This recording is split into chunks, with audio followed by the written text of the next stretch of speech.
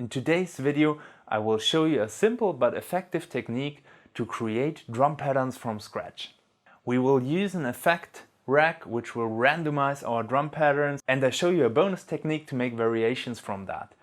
If you're interested in those simple but effective psytrance tutorials, there are a lot more tutorials following in the next weeks, so please subscribe to this channel that you don't miss any of those. And now let's dive into the drum patterns!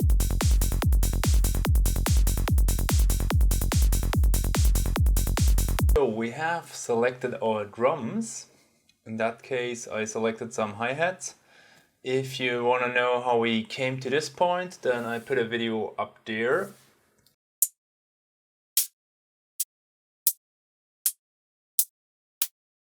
So that's our hi-hats, which are basically fitting the kick and bass.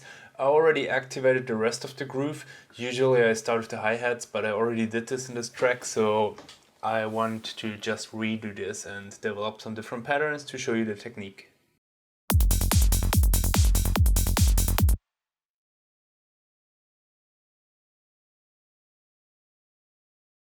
So let's play all the drums very quick.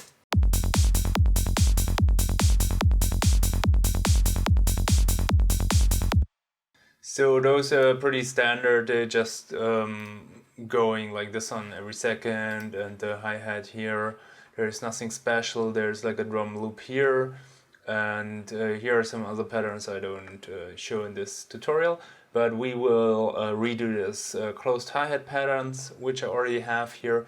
And for that we start with the bass pattern. The bass pattern is basically the basic pattern how you want your hi-hats to sound, and I already added some velocities here.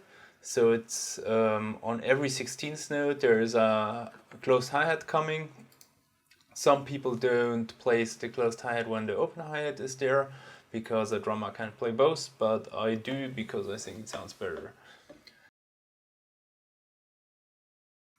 This pattern will play when we play the pattern, but the interesting magic begins here in this chain. We have one Ableton stock plugin which basically gives out different notes, and this triggers then different notes on our drum selector where we have all our drums. If I play this now, you will see that the yellow points hit up at different positions, and it's not too bad if you don't have filled up all positions. You want to have it hitting in some places here. I mean, you can do this otherwise with Midi as well, but I think maybe with chance or something, but I don't mind that. It's fine like that. And then I have like an additional velocity setting here.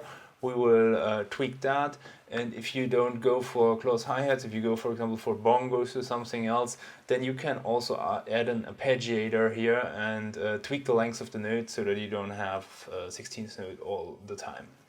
So let's play this really quick, and then we already hear what it is doing. If we are here, I show both things, like here how the MIDI is playing. So if I play it,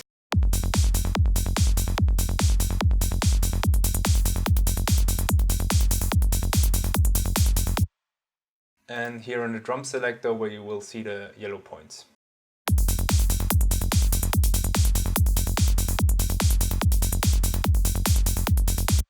And now basically all you do is tweak those settings here and just listen what sounds good, and while that you're already recording the stuff. It's a bit different than I said here. I used the exact number of choices as in the drum rack. You also need to take care that you're hitting the right notes and not somewhere up there, so you need to move them or move the pattern here depending on how you want to do it. So let's record this already, because if we record it we can use it later. That's kind of like the second part of the technique.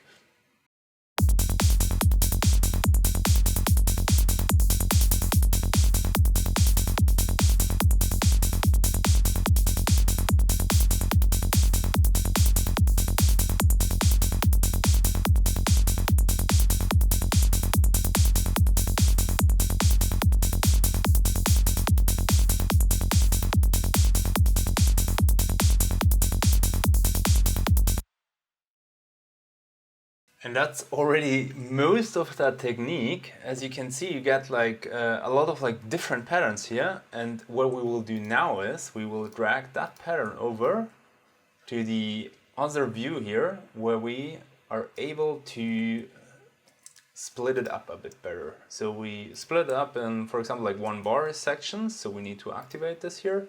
And then we just start listening to it.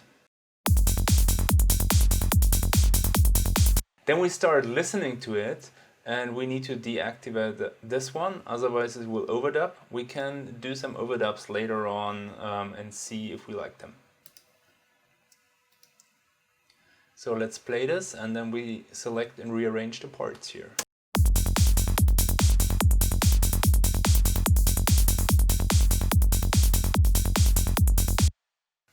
I think the first one, both are good. This one I don't like so much, I put it to the side. That one is also good.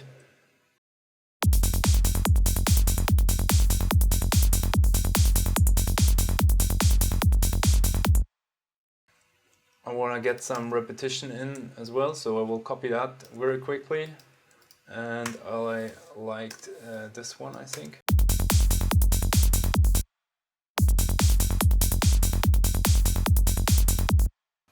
Yeah, that one is good. So I always try to get some like more like A-B-ish thing here. It doesn't sound quite like an A-B question answer thing, but maybe you get a feeling that this part is a little bit different to the first always. Feel it.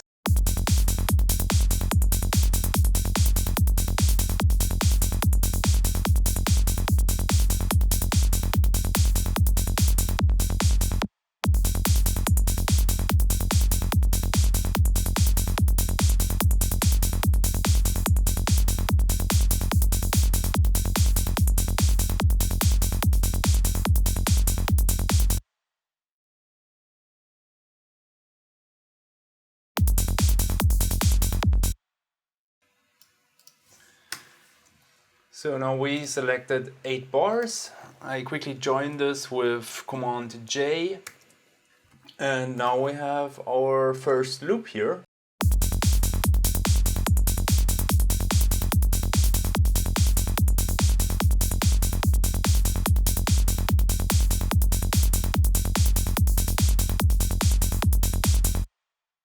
What we will do now is clean it up a bit to get it better sounding.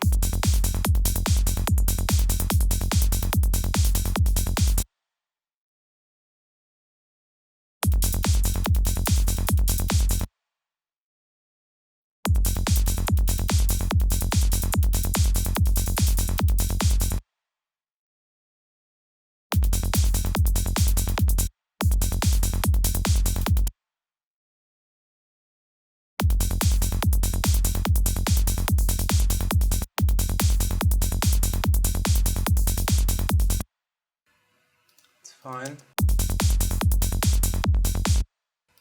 I'll like those notes in the end. And we'll check what we do with them.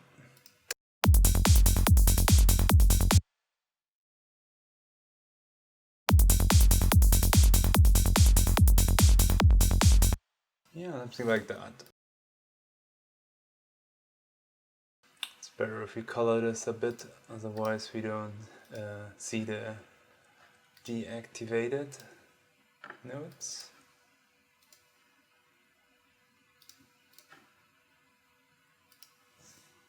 Now you can see more clearly than with white.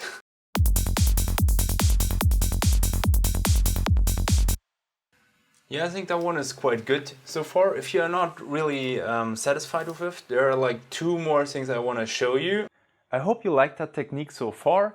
If you did, then please subscribe to this channel, as a lot of cool, effective and simple psytrance tutorial will follow in the next week. The first thing is you can overdub this, so we will copy this and put it to our selector here. And if you now copy it, you have the original version. So let's say this is like pattern A, and this is like pattern B. So now we will record it again with Overdub to see if the pattern improves. I mean, it probably is a bit too much here, but what we can do is we can also delete some lines and check what's going on then when we do the Overdub. So we will select this and hit record here for the Overdub.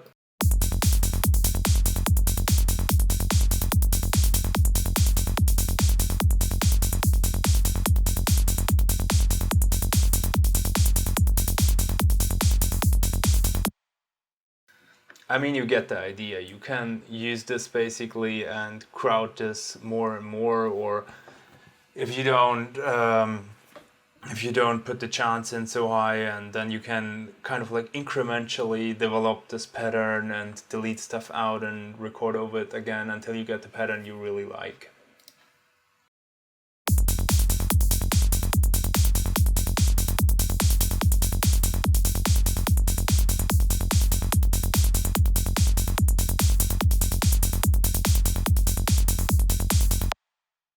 Then I want to show you one more thing. So let's call this closed hi-hats very quick. I mean, I already got one here, but as you know, I explained in the beginning. Now we got a copy of our closed hi-hats. And what I want to do is I want to show you something different. I want to show you, sometimes the whole pattern is not really working that well. Then there is another cool technique how you can improve it. So let's say we have our pattern again.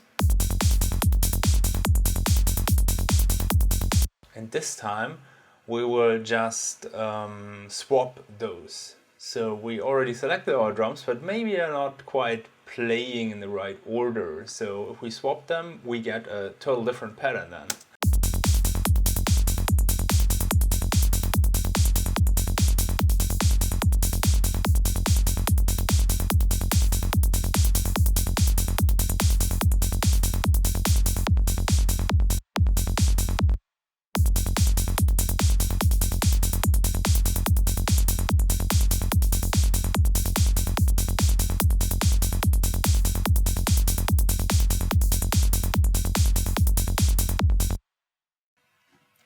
So that's the basic idea of swapping. I think you get it.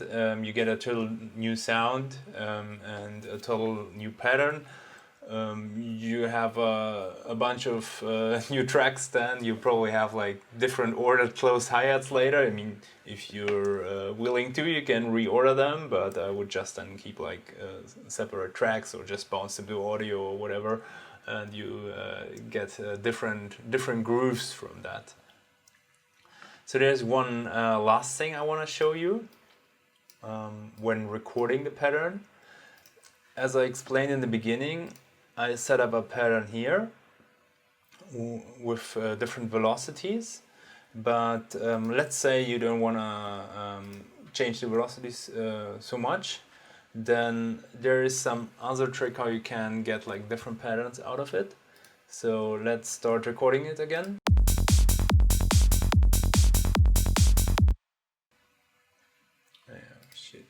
Reactivate that one. So let's start recording again. I activated those both.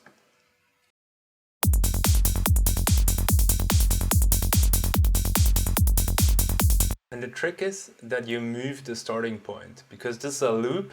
So depending on where you start, you get like a different velocity pattern then. So let's listen to this very quick while recording.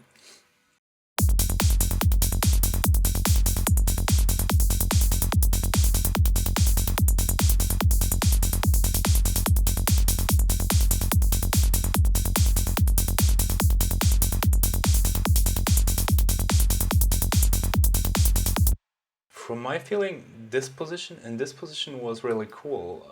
So I think it got a better pattern out of that. But obviously you need to experiment a lot with kind of like the starting position, how much you want to randomize stuff, and kind of the order of the drums here.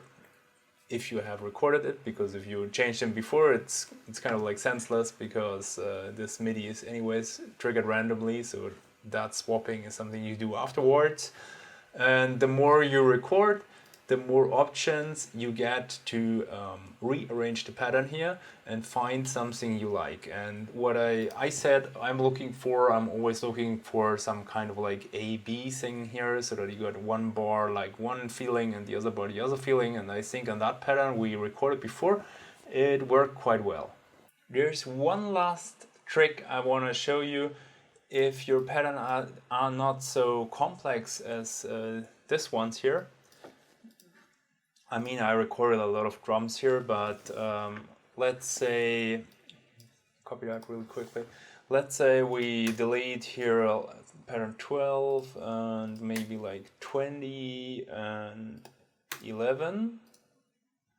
And here we delete 11, 22 and 5.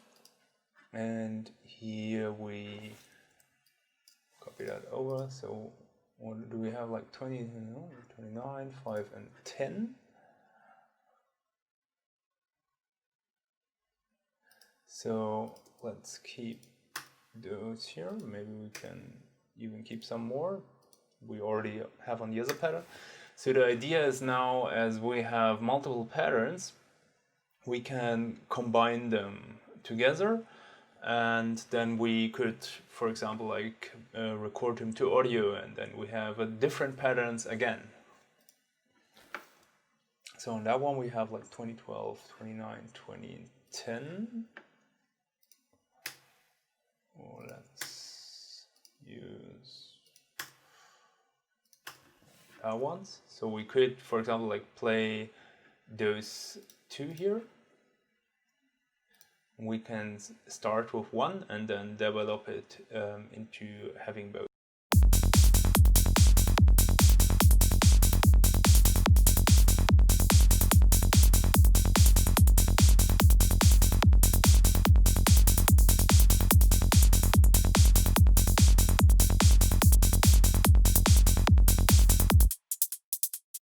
In that case, I'm not so satisfied with the result. But maybe we can layer one of those patterns with the basic one here.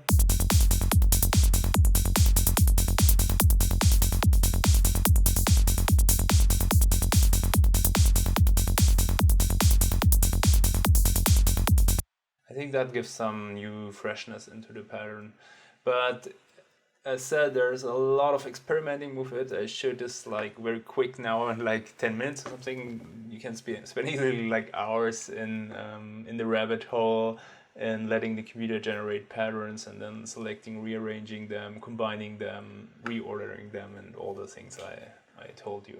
If you liked that video, then please leave a thumbs up. And if you are interested in simple but very effective psytrance tutorials, then subscribe to this channel. You can also support my work and get a really cool sample and preset pack for Serum. I put a link in the description with a discount for you. And here is another video to watch.